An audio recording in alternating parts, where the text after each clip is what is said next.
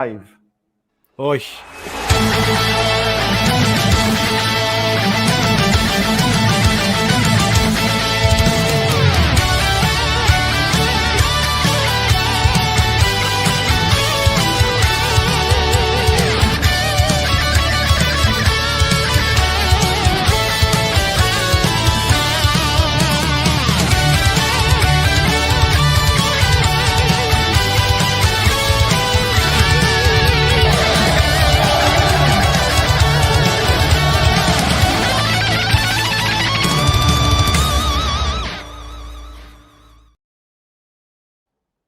What's happening, ladies and gentlemen? My name's Costa. This is Trilos International. We're back ahead of the Greek Cup final, and I'm joined by none other than Kostas Lianos, making his reappearance back to the show. Costa, it's great to have you back, my friend. How are you doing?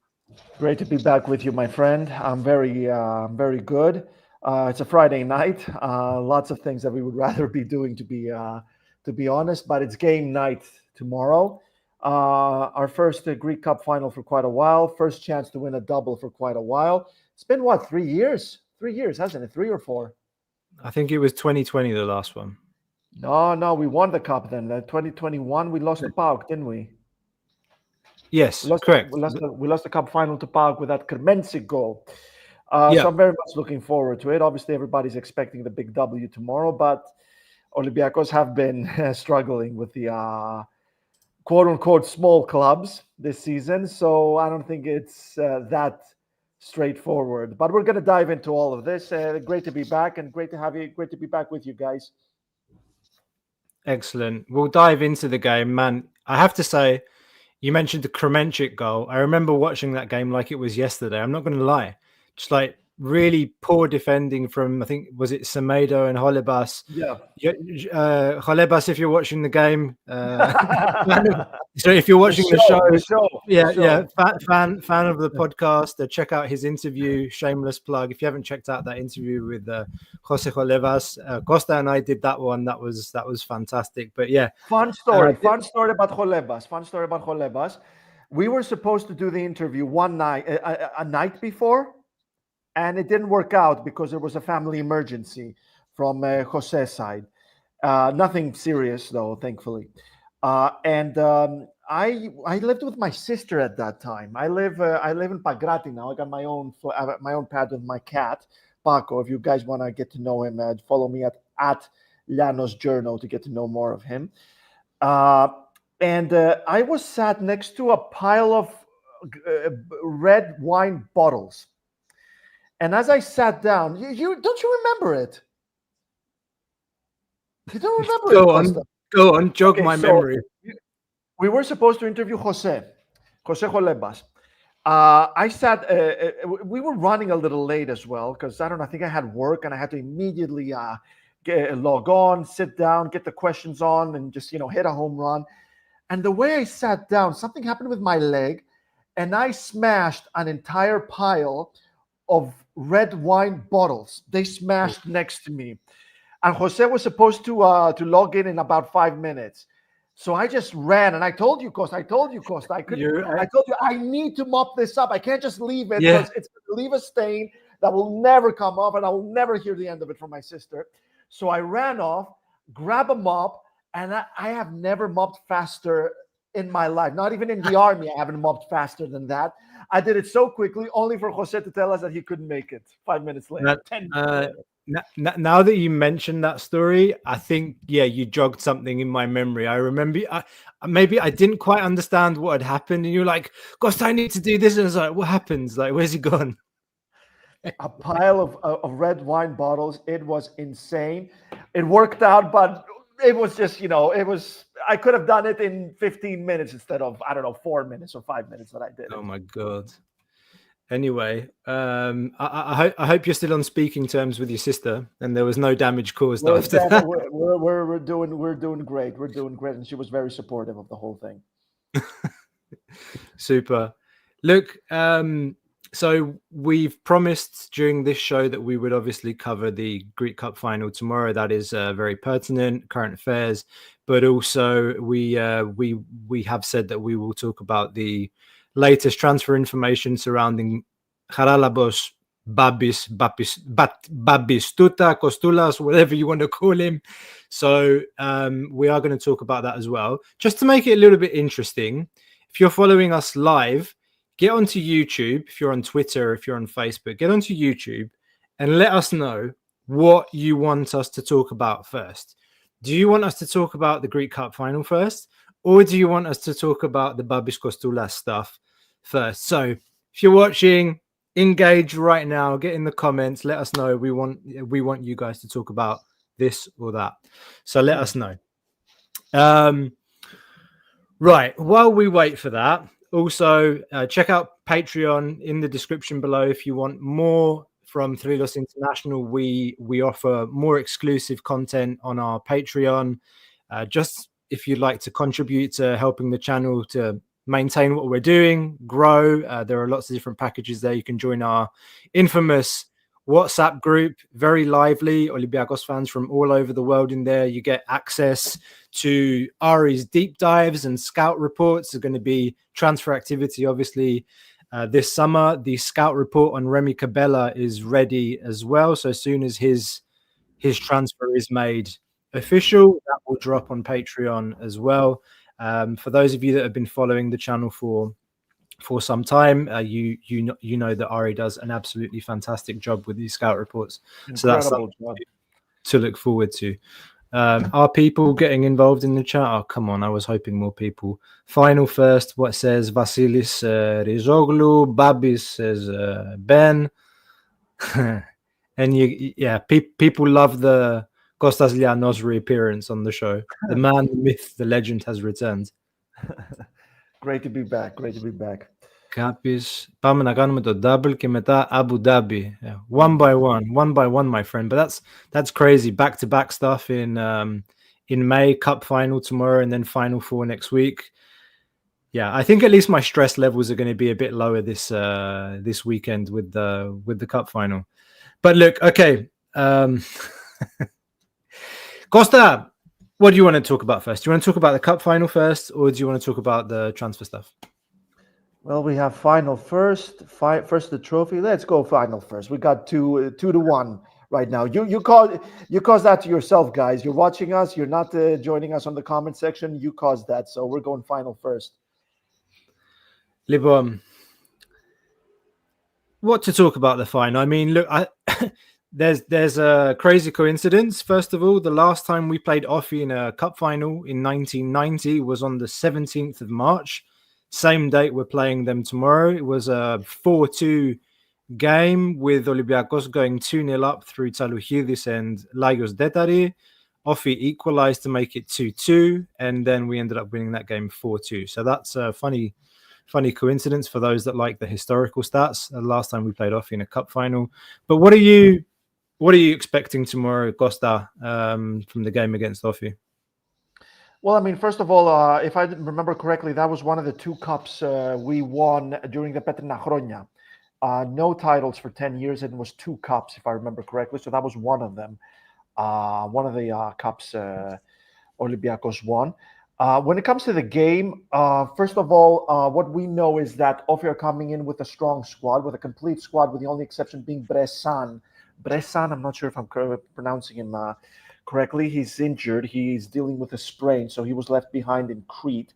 They had quite a dramatic trip to Greece because there was an hour and a half delay.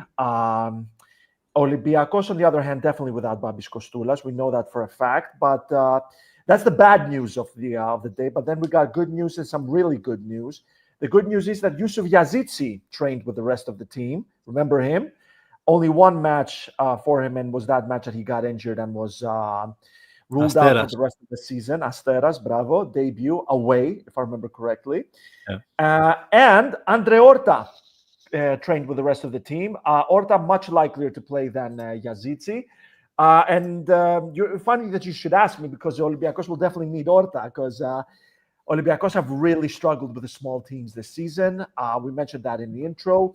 Main reason being that this high press only works when your opponent wants to attack as well, whereas when they just sit back and wait for you to attack and play your game and you have to play against them, then that could bite you in the ass.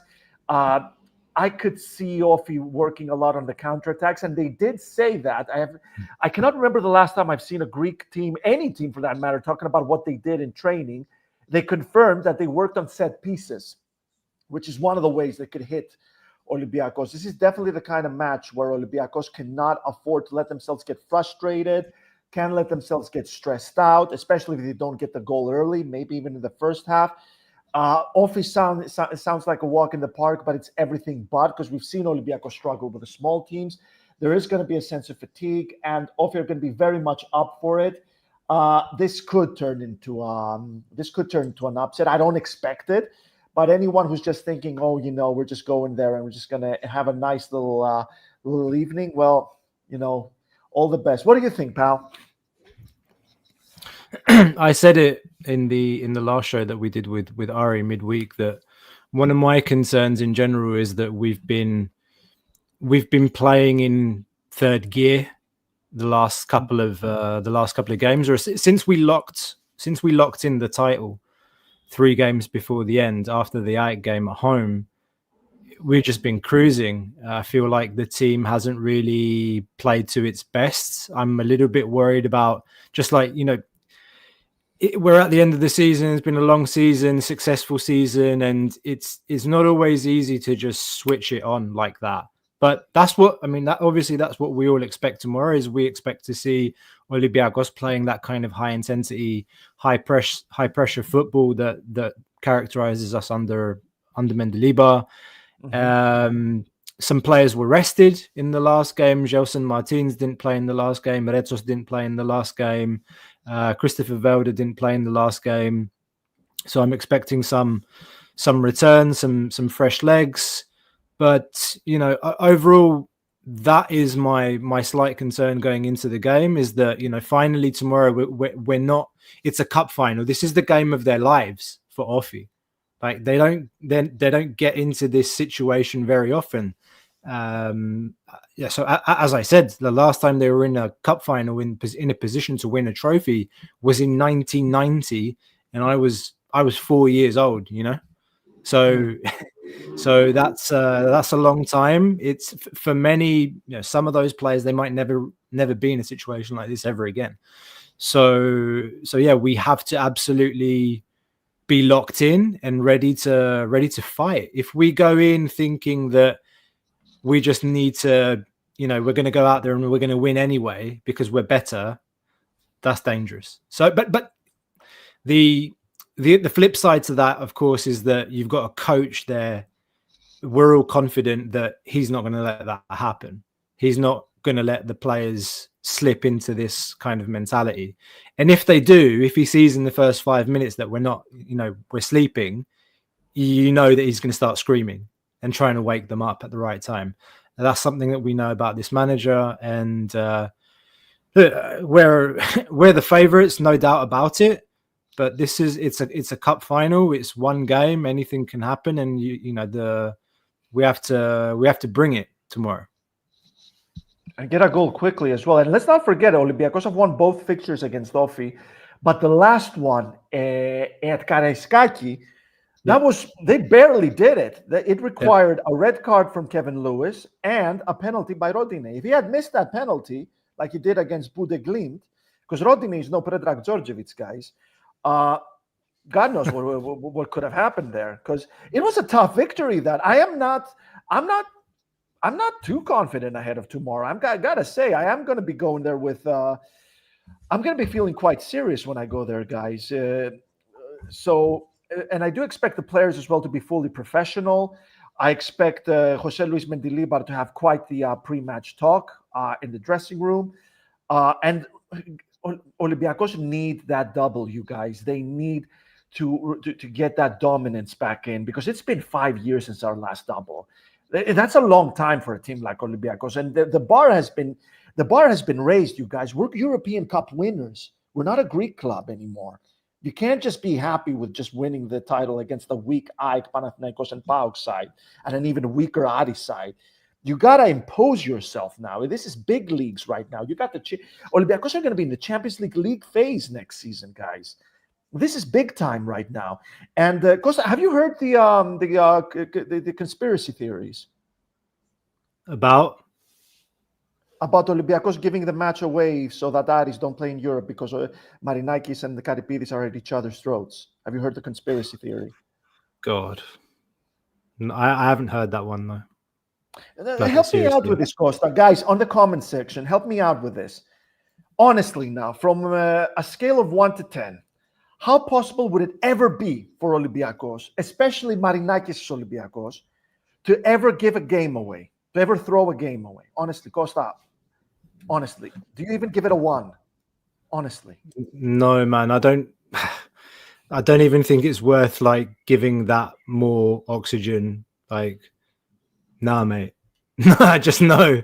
You're absolutely right, but the thing is, people believe it in Greece. There is that feeling, especially from Salonika. I hear it in Salonika, especially from the Aris fans, that Olympiacos are going to throw the game away. People were convinced Olympiacos would throw the BAUK game away. Because we're friends with Gagatsis. So that PAOK would play and would win second place. Like, it's ridiculous. Nah. People believe. Don't you remember people believing that we would throw the Panathinaikos game 2 years ago? We would lose to Panathinaikos at Karaiskakis so that With Reabchuk. so that AEK wouldn't win the title. Ridiculous. People actually believe that, and then It's laughable. It's laughable. They vote after that. They believe it. It's ridiculous. So, guys, anyone who believes it, just stop. Just stop. Stop. And I gave it too much oxygen. You're absolutely right. First and last time I actually give in to good conspiracy theories in this show. No, but I hadn't heard that one. That must be going around in Greece. No, I have not heard that one. No, mate. I mean, you playing a cup final.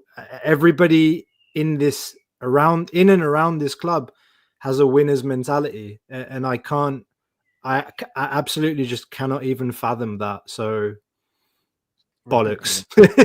Sorry. Ridiculous. Well, what about?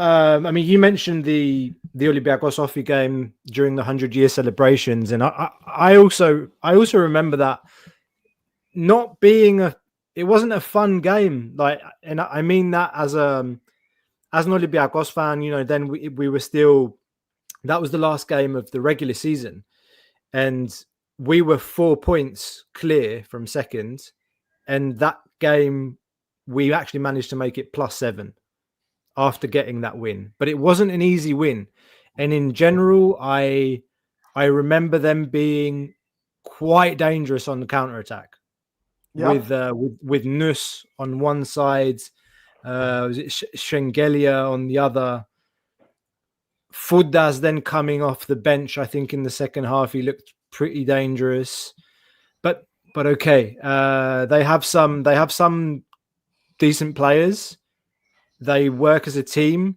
Rastovac in general is a manager that has caused us some trouble over the years, whether he's been at Asteras and other teams in the past. He's a manager that's been a nuisance for Olympiacos. Another story for this game is Thanasis Androutsos, of course, formerly academy player of ours, came through the ranks, playing against us now in the cup final. That's another storyline for tomorrow's game. But yeah, I'm not sure what else there is to talk about tomorrow, except for, I think the big topic for me is the goalkeeper, the choice of keeper tomorrow. And we talked about this on Wednesday with Ari, and we were both kind of coming to the same conclusion that Tzolakis might play on the weekend, I mean tomorrow, because we both expected Paschalakis to get a game against who was it, the last game we played in the league against PAOK. Yeah. So we were expecting him to play. He couldn't. He didn't. Well, what do you expect? Do you think? I think it's clear now, even, isn't it? Did they ask him in the press conference today, Mendilibar? So I was hearing a lot in the Greek press that Paschalakis will start for sure tomorrow. What do you think about that? So it's definite, right? That red card was only for a one game suspension. It got rescinded. One of the games got rescinded for Paschalakis. Okay. No, no, absolutely. Alexandros Paschalakis, he's a hero. In the way I see him, he's a hero. He's done so much for the team. He was one of the few good players Olympiacos had in that wretched season after Pedro Martins was let go.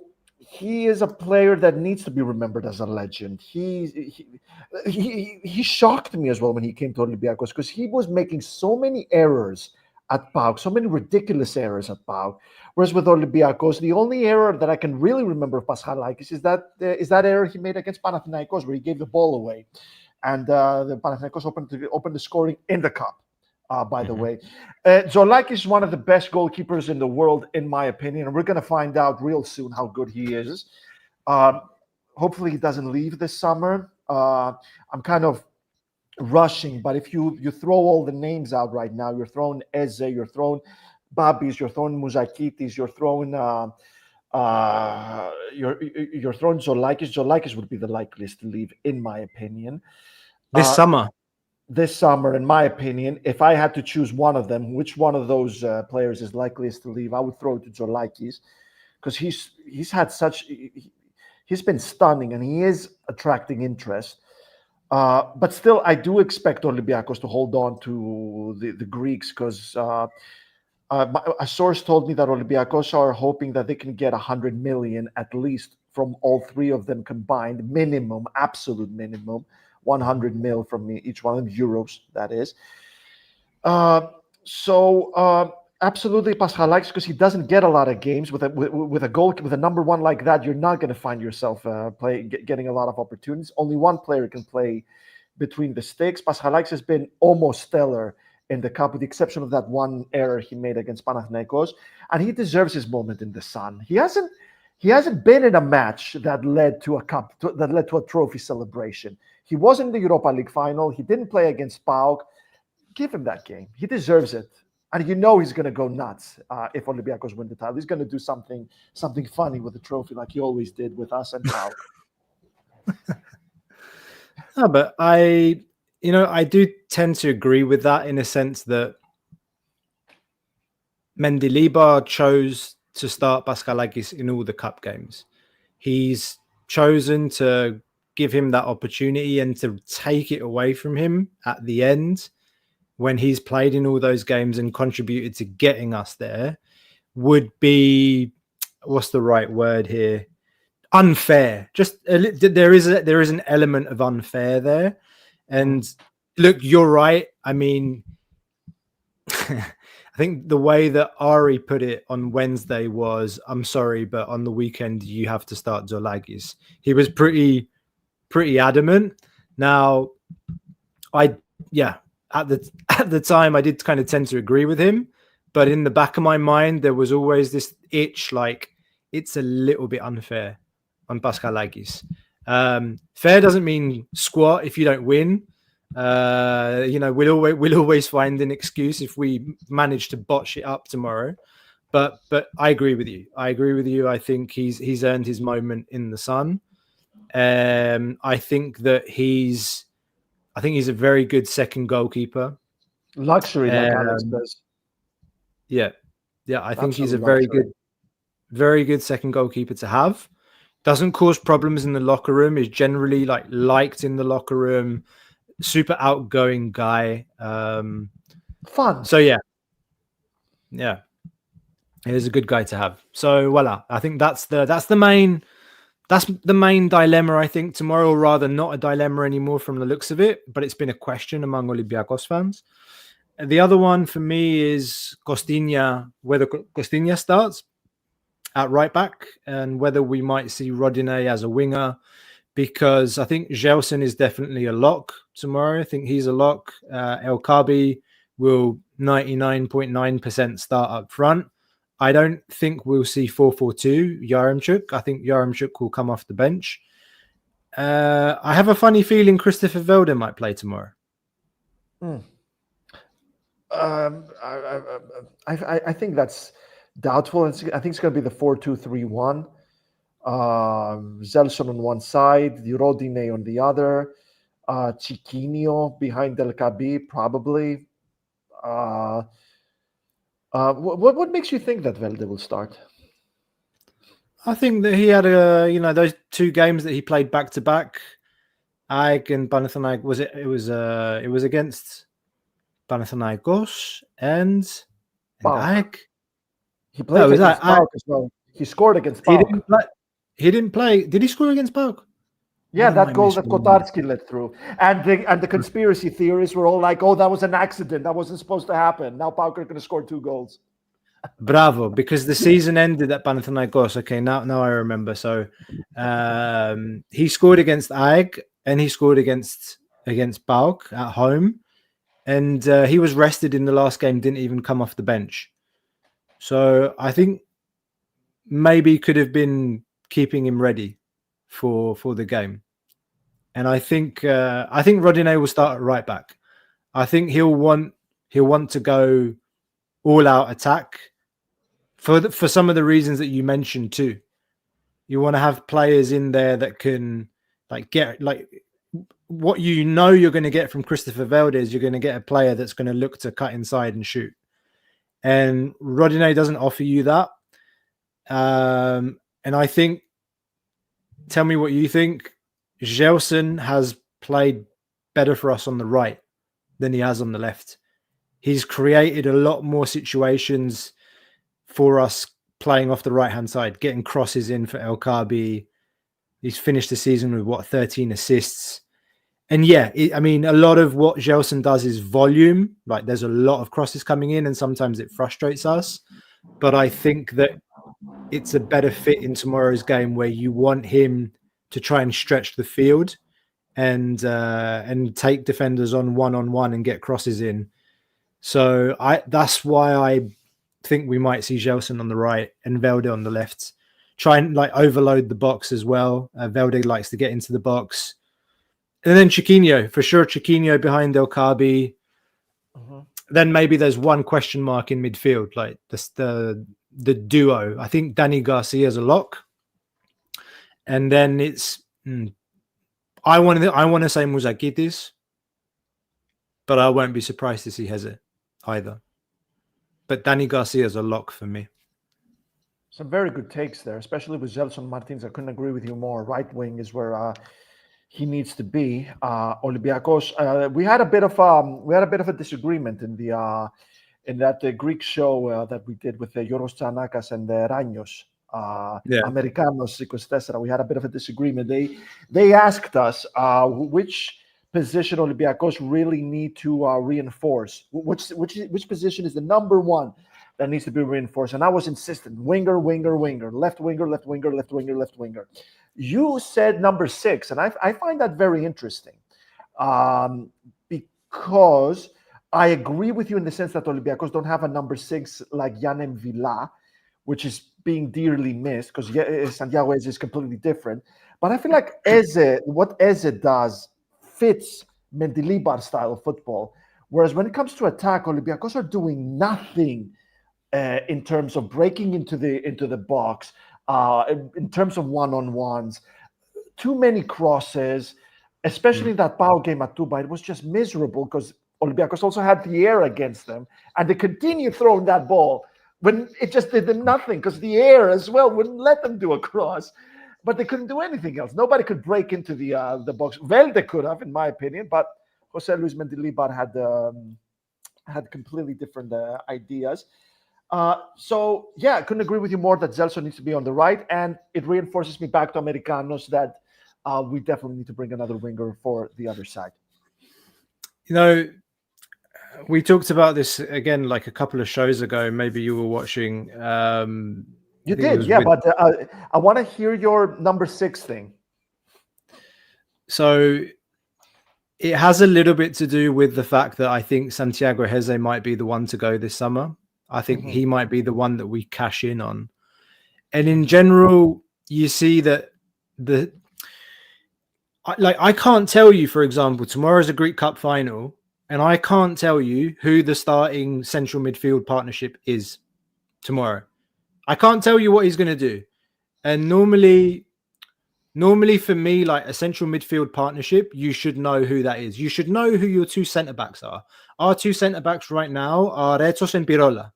Those are our two starting centre-backs. If you ask me, who are our two starting central midfielders right now, I can't tell you.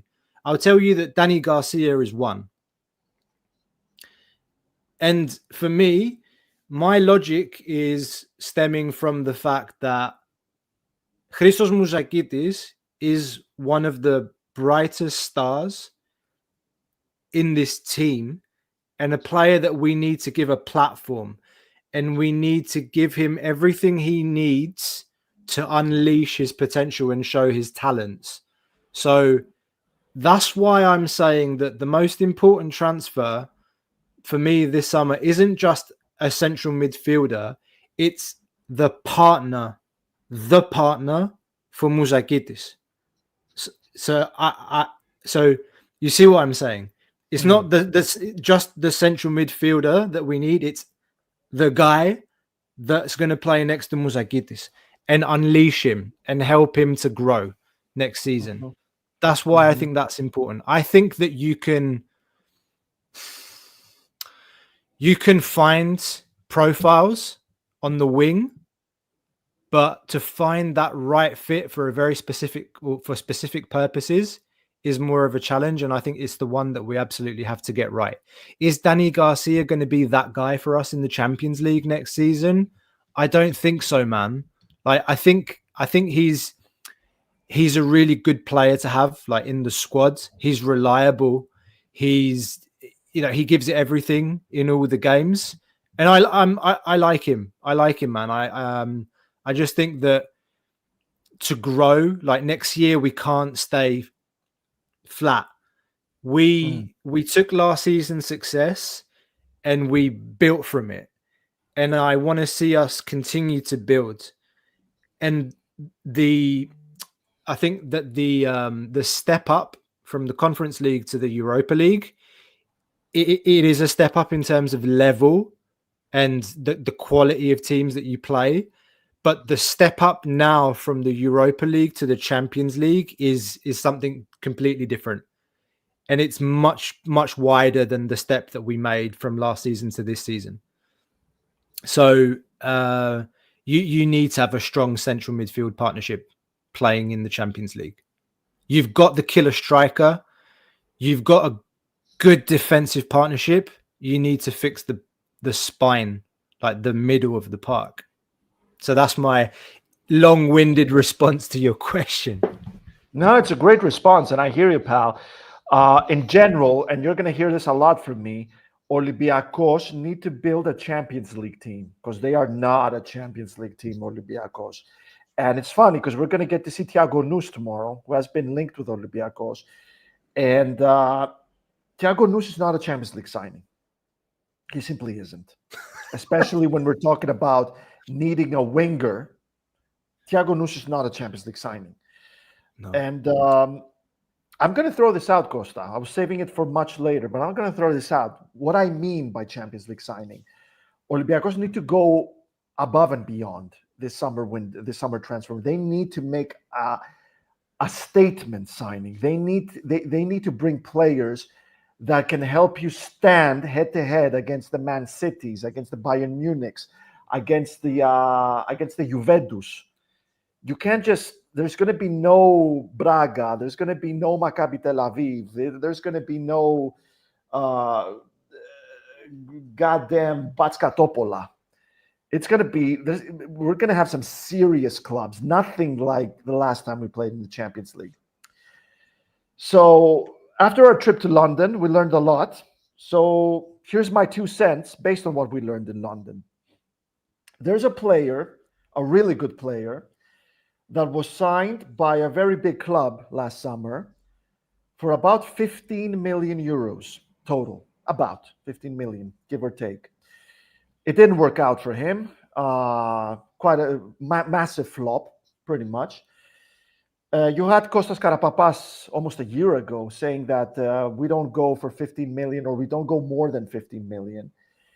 But here's a player who went for 15 million, a big name, a big player who went for 15 million to a big club last summer, didn't work out, that big club could be able to do a deal to let him go for less than 15 million. than what they bought him last summer. Do you know who I'm talking about? Winger. Big time. That went to Big an name. English club Yes, sir. for 15 million. Pretty much. God, it's on the tip of my tongue. Who does he play for? Juventus. Rollface got him. Puja Malaga. Federico Chiesa. Before you get on my case, guys, we need to build a Champions League team. And this guy went for 15 million to Liverpool. It didn't work out. Napoli won, to be fair, right now. But we're playing in the Champions League next season. So this is the kind of player I'm talking about. This is the maximum I'm talking about. So didn't he get seriously injured like right when he joined Liverpool? He had muscle injuries throughout the season, but he has spent most of the season on the bench. So it's not a case that that he's done, that his physical condition is awful. Napoli are on his tail. But this is the kind of players I'm talking about. Thiago Nunes, that's not a Champions League signing. You need to think big. You need to look at opportunities. You need to look at experience, star power. Chiesa, he went for nothing to Liverpool. It didn't work out. I could see Liverpool selling him for less. Keep an eye. All I'm saying is keep an eye on this. Keep an eye on these sort of things. Hidden gems are fantastic because then you resale them and you make 5 times what you spent for them, and all you paid for them was 200 euros and a bag of peanuts. But this is the Champions League now, guys. This is the Champions League now, and guys, we're European Cup winners. Okay, we need to start acting like it. We're not Rizupoli. We're not Ari, Sophie, Iraklis. We need to start acting like it. Champions League is big, guys.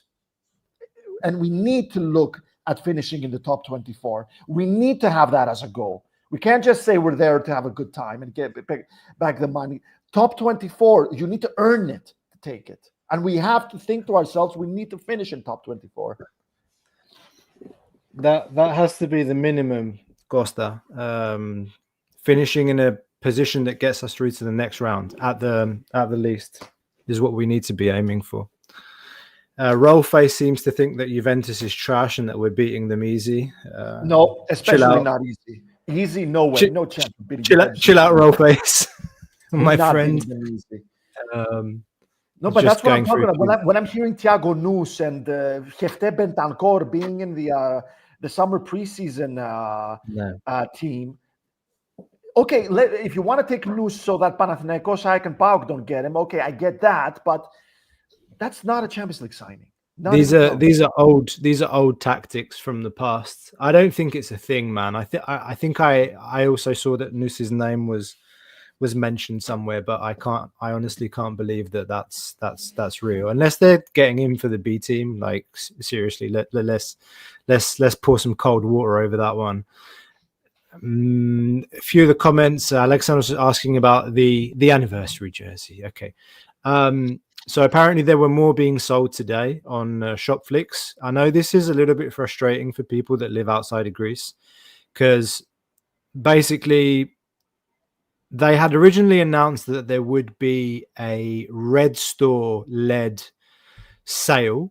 So from the Red Store on the 30th of April. That never happened. It ended up dropping on Shopflix. And now they announced another drop today, which I didn't follow because I miraculously managed to buy mine in the last drop. Anyway, my point is, if you're following Olympiacos from abroad, if you live abroad, like many of the people that watch this show, if you buy from Shopflix, you can't have it shipped to your address outside of Greece. Shopflix only send their parcels in Greece. So if you have relatives there, do something nice for your relative and ask them if you can, if they can accept a parcel at their place. That's your best bet. If you have friends in Greece, like that's your best bet.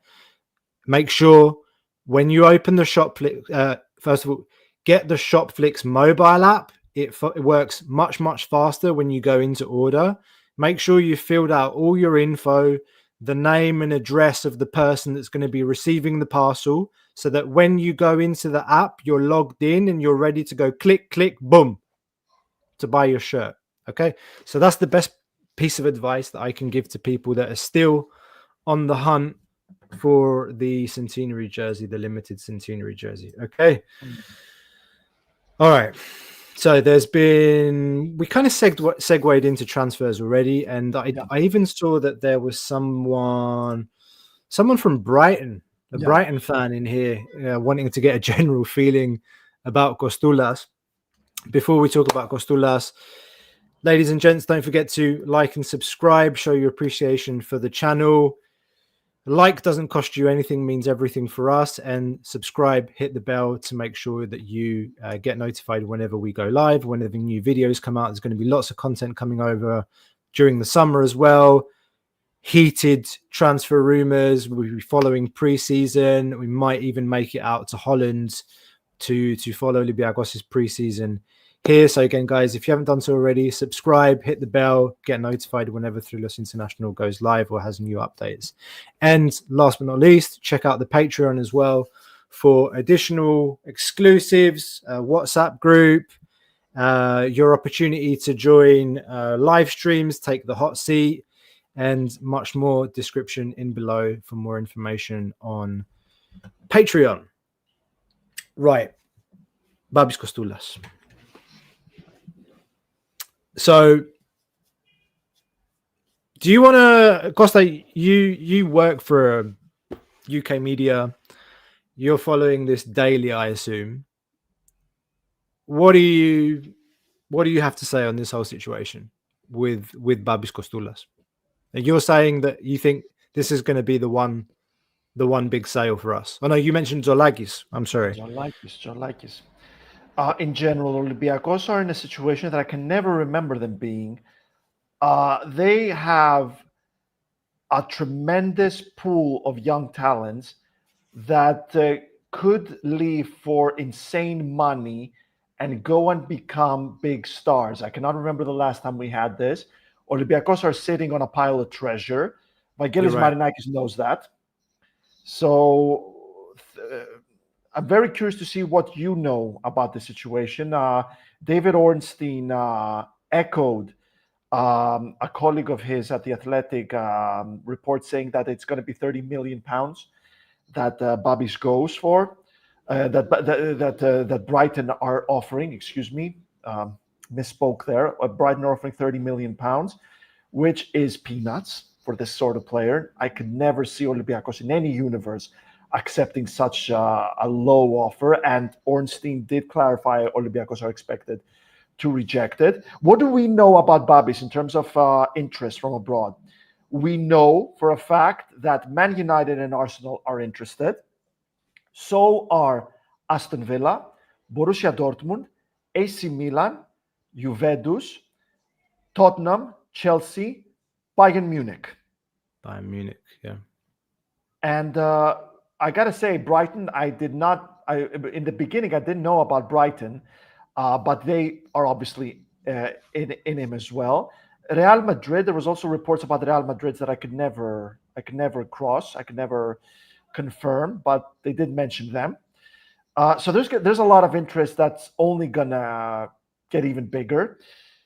And think about this, Costa, and help me out with this a little bit. You got this incredible player, a wonder kid, a once-in-a-lifetime talent, especially for a team like Olympiacos, 17 years old. He's only going to get better with age. And he is going to play in the Champions League for sure, because Olympiacos are in the league phase already. So he's going to play 8 times in the Champions League minimum, if he's healthy, which we expect him to be. And he's going to play for the Greek seniors real soon. He's going to get that call up, and he is going to play for the Greece national team, which means that his price is only going to go up. So there's absolutely no reason for Olympiacos to sell him this summer, unless it's for insane money, which is where I'm asking you right now, Costa. How much would you sell? Would you sell Kostoulas for? Oh my God, how much would I sell him for? Right now, I think he's untouchable for some of the reasons that you mentioned as well, because I think, knock on wood, the boy's healthy. Like, that's the most important thing. I think that his mind is in the right place. He's still at a very young age, and he has a good family, good people around him. His father's a former professional that played for the club. A very serious character. Like, just, you remember Thanasis Kostoulas as a player, and you just get the vibes from him that the guy's like a serious human being, not a prankster kind of joke. Dimios, like a respectable footballer. He wasn't amazing. Like, he wasn't an amazing footballer, but he was trusted by serious coaches like Dusan Bajevic. And just there's something about the character of the people that are around him and the nature of his family that give me a certain confidence that he's gonna wait for the right opportunity. And I really can't answer your question about Brighton, because 35 million for Olympiacos is a club record.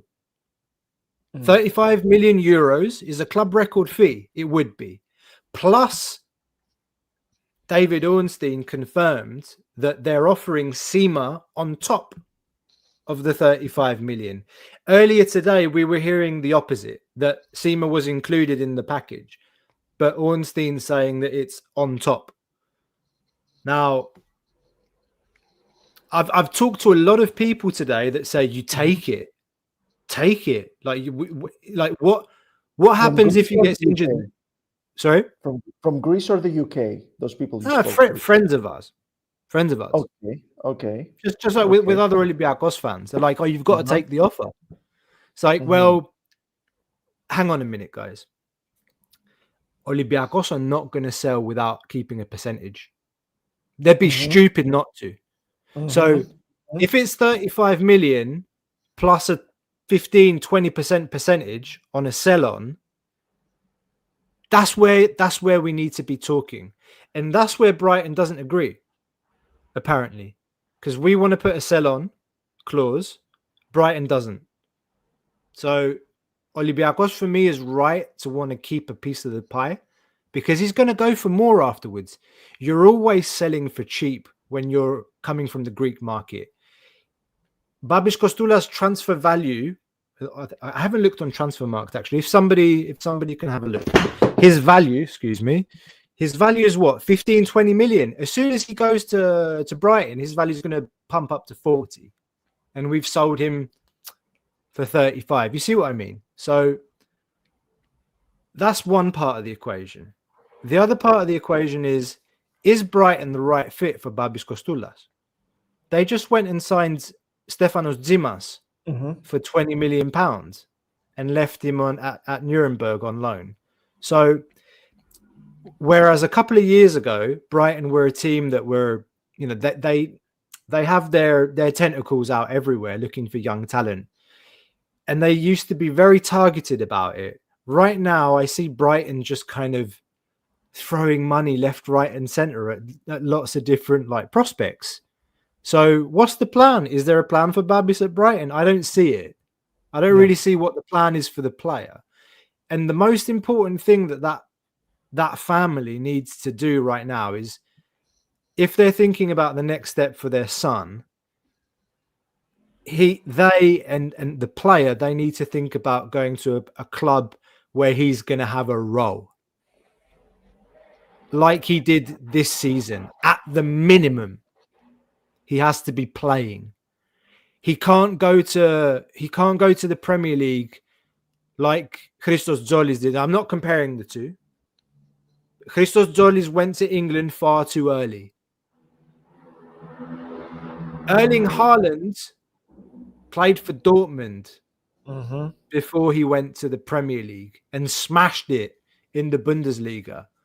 I think the Bundesliga is a good fit for Babis.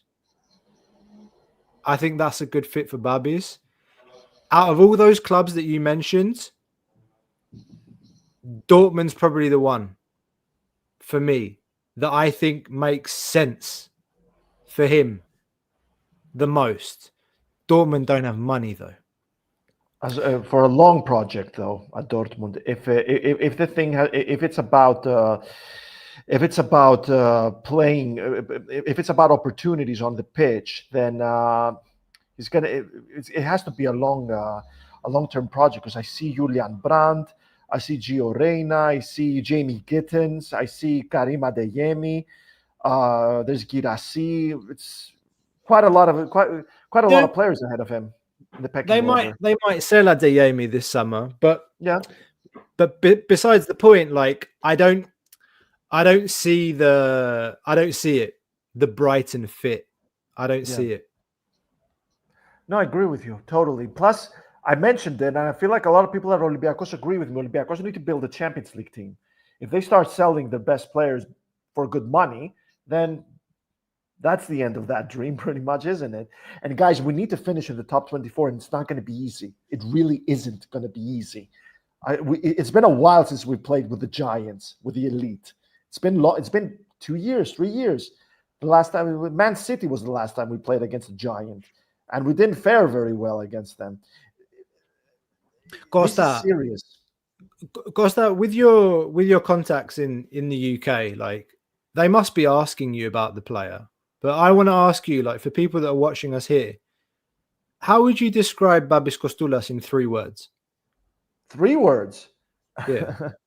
3 words. 3 words. I can't do it in 3 words, man. You know me. I'm not a laconic person, but I mean, Babis Kostoulas is a rare opportunity for Olympiacos right there. He is treasure. He's a treasure for Olympiacos. He's not the kind of player that you're just going to throw away for a few mil, for a record, for a fee that, yes, is a record for Greek football, but he could have gone for double that amount if you gave it a little more time.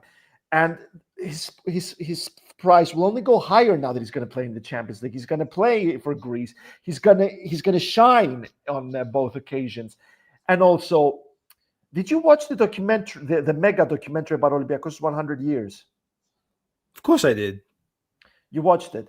Do you remember Babis's interviews? Yeah.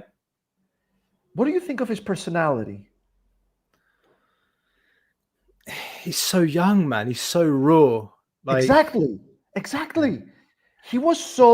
He had such a strong personality. He was so comfortable on the mic, on camera. You know how footballers talk? You know, have you watched one interview from Cole Palmer? Babis is the exact opposite. He's comfortable. He's confident. They asked him about the pressure of him becoming the new flag bearer of Olympiacos, the new standard bearer. It's like, well, doesn't matter for me. If anything, I want it. You know, bring it on. He's tough.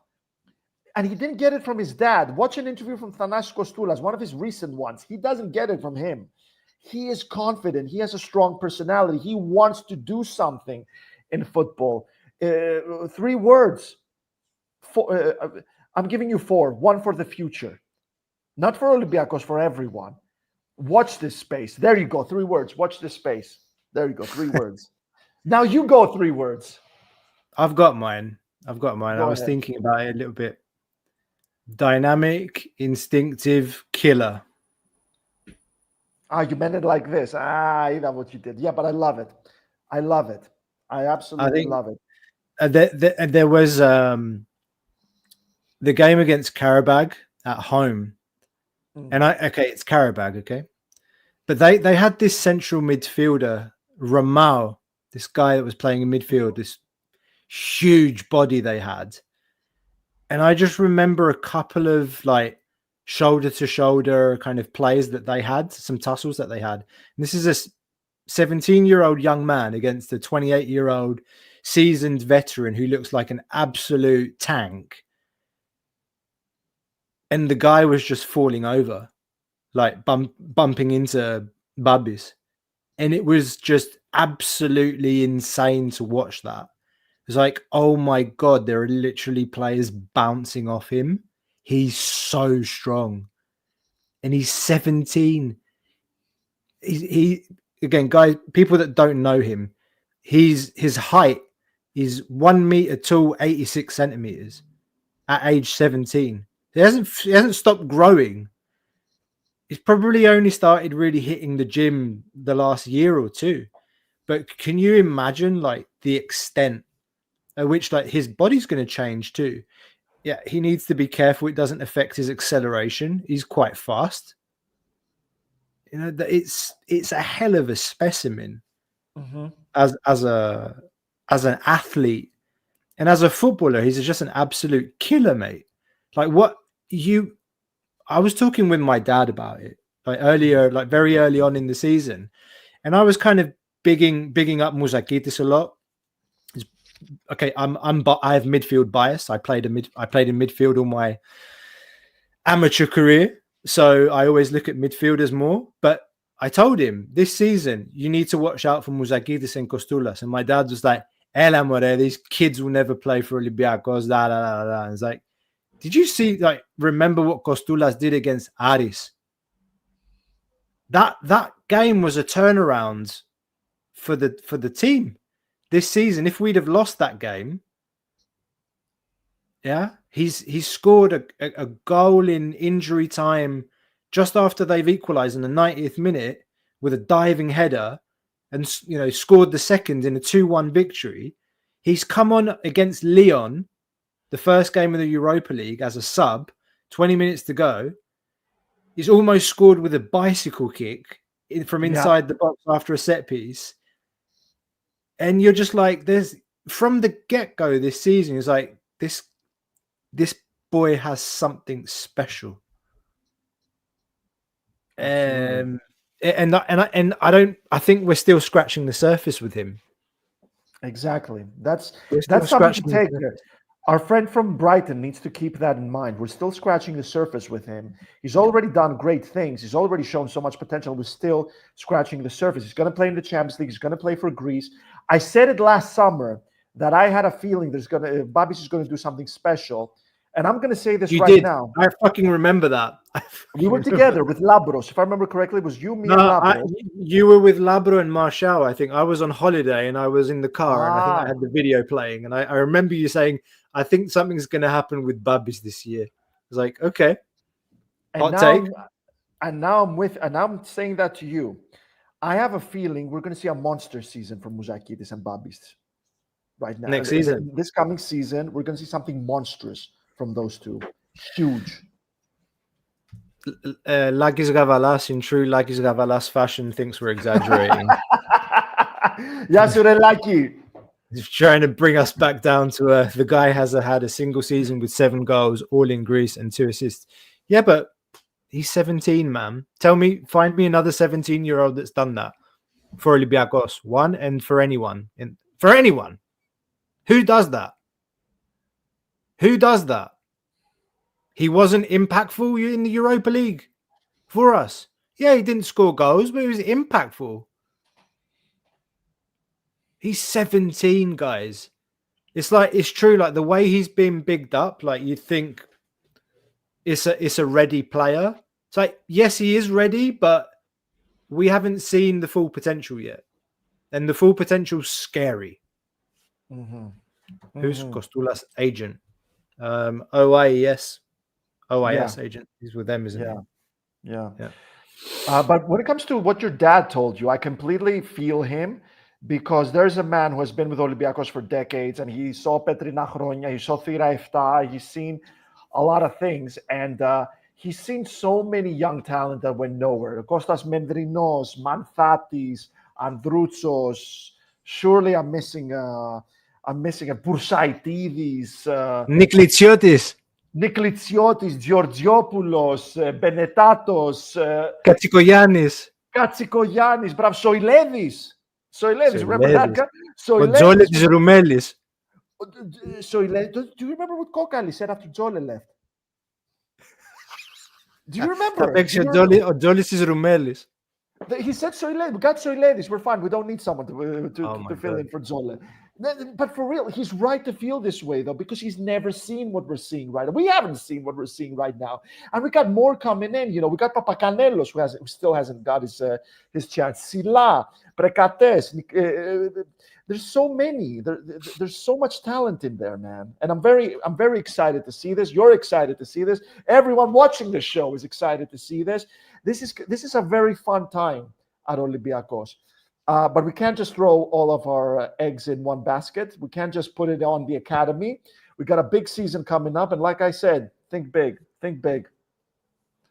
I think you got to think big. And I fully agree. I think it's like super exciting times at the club. Unprecedented, even like the situation that we find ourselves in, having those players, man. Moussakitis, Kostoulas, Tzolakis, they're all untouchable for me, man. Like we can't sell them. Ideally, I don't want us to sell them this summer. And from a financial point of view, I think that if they're healthy, if we build the right team to compete next season on a level, we have the coach, we have the mentality that he gives and the mentality of the club, the winning mentality, the fighting mentality, that if we play our cards right this summer and build a good squad, an improved squad with 3 or 4 pieces, not more, and keep what we have, then that's a squad in which you can compete in all 3 competitions and help those players to grow. And then you're talking about not 35 million euro, you're talking about young starlets that have played in the Champions League and competed at a high level. And then the conversation changes and the money changes too.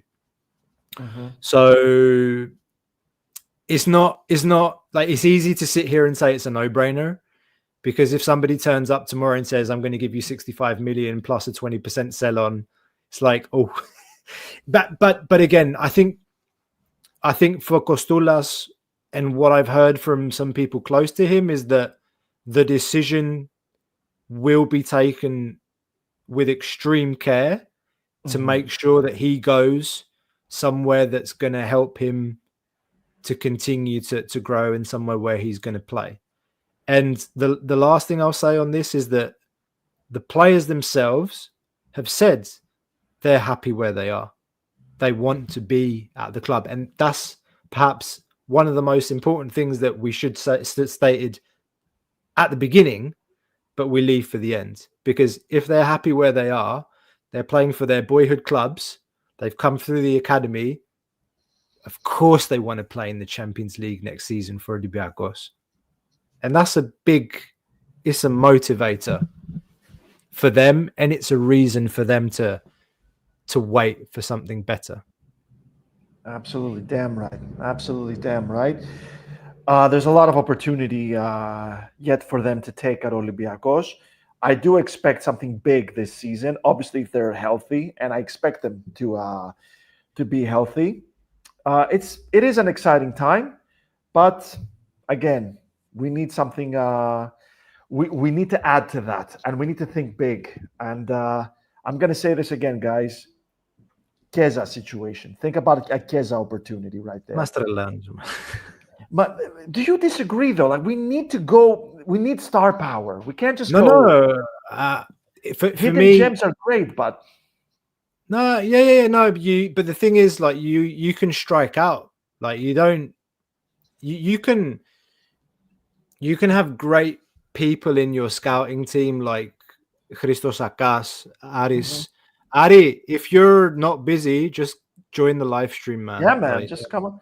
He has a nice little prediction as well. Awesome, man. Aris, co-host of the show and scouting genius. Moussakitis will go to Arsenal the following summer and win the Premier League with the Gunners, while Tottenham loses to Man U in the Europa League final. That's aimed at me because I support Tottenham in England. Ari, what did Patrice Evra say on the Rio Ferdinand show? Arsenal's like Netflix. You always have to wait until next season. That was fun. He's a good wind-up merchant. Evra is. So we interrupted you. No, you were saying about like, do we need You were. star power? Yeah. Yeah. You can't always strike gold with the up and coming kind of talented players. Just I don't care what it is, man. I don't care what the name is, who it is, as long as it's a good fit for the team. I think that we really have to balls it up very badly this summer to like, we have such an incredible scouting network. And I think this is like, people still take the piss or like underappreciate this. Christos Akas, coming from Feyenoord, has a great network in Scandinavia, in like Northwestern Europe. You've got Edu coming in as the head of the global network, managing Olympiacos, Forest, Rio Ave, was it Sao Paulo? So there's like, you got to get all those heads into the room. I fail to believe that if you get all of those heads into the room, that we won't have a good pool of players to be targeting this summer.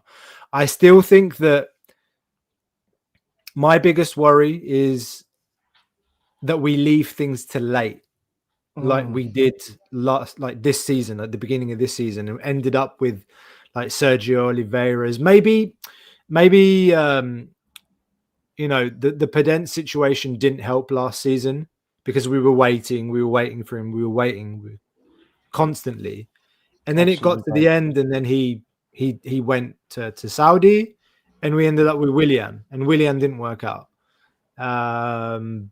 So I would really love it. All of us would love it if the team was close to 80%, 85% ready when we start preseason. Is it possible? History has shown rarely. Maybe the only season that I can really remember was Martin's second season, where El Arabi was the late summer signing, but he played against Krasnodar. You remember that summer? So that was big. Yeah, man. That was big. That was the beginning. Yeah, I don't care about signing a big name star, as long as he's ready to help the team. That's the most important thing for me, and help us level up. I want to ask you something, and I wonder if Martial has talked about this at all at the show. I don't expect anything. I'm not a big fan of it, but I'm just asking. Paul Pogba, how do we feel about that? Ούτε κι εσύ. Neither do you. No, I just don't think it's realistic. No, but I don't know. Like, it'd be very interesting to hear Martial's take one day about it, because he's sort of available. He wants to move to a big club. That's not working for him right now. It's not going well for him. Do you know what? Like, we just actually, this is a good little shameless plug. So something that we're going to do next week, we've asked patrons of Tzolakis International to send us their questions. We're going to start doing Q&As with questions from our patrons, and I'm going to take that question, Costa, and I'm going to put it to Marshall on the next next video that we did from you, because I think it's a good question. Yeah, the question is, could Olympiacos sign him? A, and B, would he be a good signing for Olympiacos? Most importantly, what are we talking about, man? If you can get Paul Pogba playing football again, like at a level, that's the guy. That's the guy to put next to Tzolakis, right? Yeah, but if that's the problem, and it's a big if right now. That's not Paul Pogba circa Juventus first spell. That is Paul Pogba. Will he ever play a full season again? Probably end up in Saudi. When's the last time he played football? Has it been a year? It has been a year, definitely. It has been a year. He was at Juve last season, wasn't he? I've lost track. Like, I don't even know. Like, And he was injured. He had serious injuries as well. He barely played for Juve during his second spell. So there's that as well. I mean, we're talking about Chiesa having muscle injuries. And now you bring in Pogba. No, but I'm just throwing them because, Olympiacos are building something cool. We're going to be in the Champions League. We are going to need players who can play in the Champions League. We are going to need that star power. Plus, we're going to need to sell some jerseys. So I'm just saying, Yeah. Well, I mean, it's good to start getting these transfer squad roster discussions underway. We're going to have the whole summer to talk about these things. Well, here he is again. And what have you? Rather than Pogba, why not hire Ari and Robin for a month to teach Velda how to cut to the right a bit faster than a handicapped? Rather than a handicapped element for those that are listening on audio. Thank you for the entertainment, as always.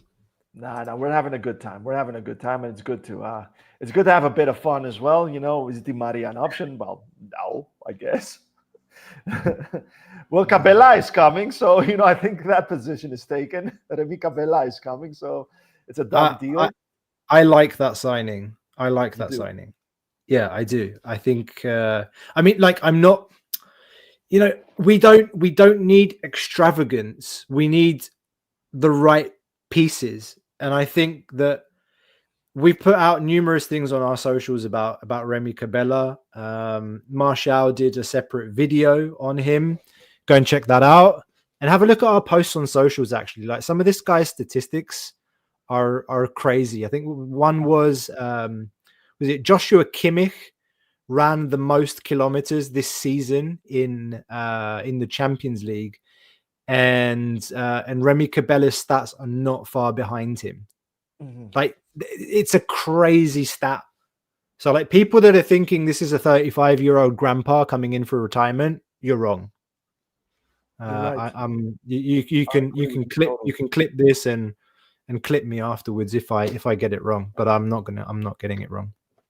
Well, for example, Dave Kidd, my colleague at The Sun, said it perfectly, because a lot of people are now talking about Kevin De Bruyne being a has-been and he doesn't belong in the Premier League anymore, sent him to Saudi. Absolute garbage, that. Because this is the thing, that we're kind of getting into a situation in football, this sort of pretentious situation, where you got all those stats geeks coming into meetings talking about resale value and XGs and XAs and all of that. And they're thinking, oh no, Kevin De Bruyne, we can't sell him. We can't bring him in because then we can't sell him. So he's not going to bring money. And they're not going to impress their boss if they bring in a player that's not going to bring money in resale value. It's ridiculous. So when you think about the, and it's the same for Olympiacos, we're now with Remy Cabella, because his stats are really good. He's had a really good season. The team did really well. So it is a good signing for Olympiacos in the grand scheme of things. And I totally agree with you and Martial, who had a great monologue the other day. Excellent. Right. Costa, we've gone a good hour and 10 minutes. I need to drop off, but it's been absolutely fantastic sharing the pod with you again and getting you back. It's fantastic, man. Absolutely incredible. I really missed you guys, and we're going to do it again, you guys. And I'm going to be at the final tomorrow, so hit me at Llanos Kostas. It's right here. Throw me a little message on Twitter. I think my DMs are open, but if they're not, just tag me. Maybe have a nice little chat. I'm going to be at the final tomorrow. I think we're going to do a vlog. I don't know if we're doing a live stream, but anything, we're going to talk about all those things. And good luck to Olympiacos tomorrow. Pretty sure they don't need it, but, a serious Olympiacos, they don't need any luck. Go out and win tomorrow. Take care of business. Wipe the floor with Offie, and let's complete the double tomorrow. On that note, ladies and gents, again, last opportunity. If you're following us live, don't forget to hit that like button, smash it. Costs you nothing, means everything to us. Help us to keep growing the red and white community globally. Olympiacos isn't just a Greek club, it's a global club. We're everywhere. This channel is proof of that. Thank you so much for your amazing support. This is Trilos International, by the fans, for the fans. We'll see you.